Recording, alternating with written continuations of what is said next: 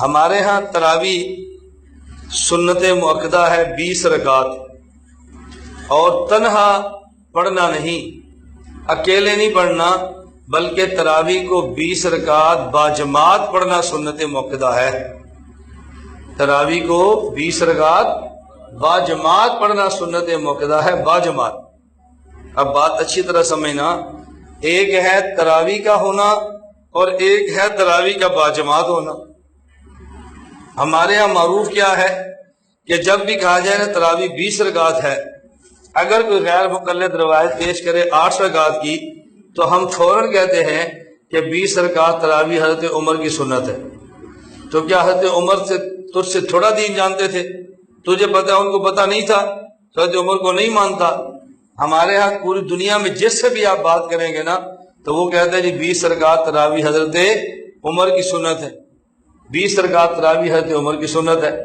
حالانکہ 20 رکعت تراوی حضرت عمر کی سنت نہیں ہے، 20 رکعت تراوی رسول اللہ صلی اللہ علیہ وسلم کی اپنی سنت ہے، اور 20 رکعت پڑھنا نبی کریم صلی اللہ علیہ وسلم سے ثابت ہے۔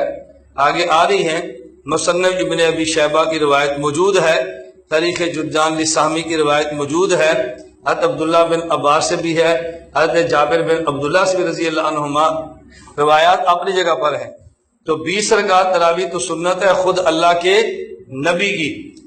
اور توجہ رکھنا، اب لوگ کہتے ہیں جی 20 رکعت جو ہم باجماعت پڑھتے ہیں، یہ باجماعت پڑھنا حضرت عمر کی سنت ہے۔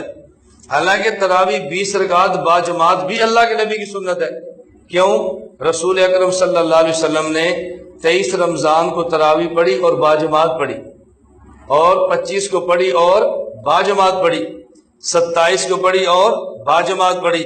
تو جب 20 رکعت تراوی بھی اللہ کے نبی سے ثابت ہے، اور 20 رکعت تراوی کی جماعت بھی، 20 رکعت بھی اللہ کے نبی سے ثابت اور تراوی کی جماعت بھی اللہ کے نبی سے ثابت، تو پھر ہم کہتے کہ بعد تراوی کی جماعت حضرت عمر کی سنت ہے۔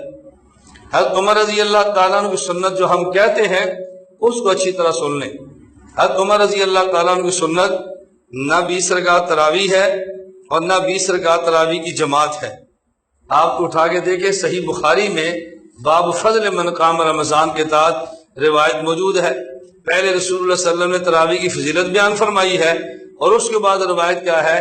عبد الرحمن بن قاری یہ کہتے ہیں کہ ہم مسجد نبی میں حضرت عمر کے ساتھ میں گیا، فَإِذَا النَّاسُ أَوْزَاءٌ، وہاں لوگ مختلف ٹکڑیوں میں موجود تھے اور الگ الگ تراوی پڑھ رہے تھے، کسی کے پیچھے 2 ہے، کسی کے پیچھے 3 ہے، کسی کے پیچھے 1 ہے، الگ الگ تراوی ہو رہی تھی، اور تراوی بھی باجماعت ہو رہی تھی۔ حضرت عمر نے فرمایا لو جماعت ہؤلاء، اگر میں ان سب کو ایک امام کے پیچھے کھڑا کر دوں تو پھر زیادہ بہتر نہیں ہے؟ پھر تمہیں نے فیصلہ جاری فرما دیا کہ چھوٹی چھوٹی جماعتیں ختم کر دو، بلکہ اب مسجد نبی میں ایک جماعت ہوگی اور جس کے پیچھے سارے لوگ کھڑے ہوں گے۔ اب چھوٹی چھوٹی جماعتیں نہیں ہوں گی بلکہ تراوی کی ایک جماعت ہی چلے گی۔ بات سمجھ آ رہی ہے؟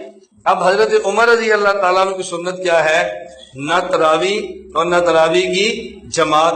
سنت یہ ہے کہ حضرت عمر رضی اللہ تعالیٰ عنہ نے 2 کام فرمائے ہیں۔ ایک کام ہم کہتے ہیں تراوی بھی سنت اور باجماعت بھی سنت۔ کیوں؟ پہلے لوگ اکیلے بھی پڑھ لیتے تھے، باجماعت بھی پڑھ لیتے تھے۔ حضرت عمر نے فرمایا نہیں، اب باجماعت تو سارے پڑھیں گے، اور 2-3 رات نہیں پڑھیں گے بلکہ پورا مہینہ پڑھیں گے۔ یہ جو پورا مہینہ تراوی کی جماعت ہوتی ہے، یہ حضرت عمر کا فیصلہ، حضرت عمر رضی اللہ تعالیٰ عنہ کی سنت ہے۔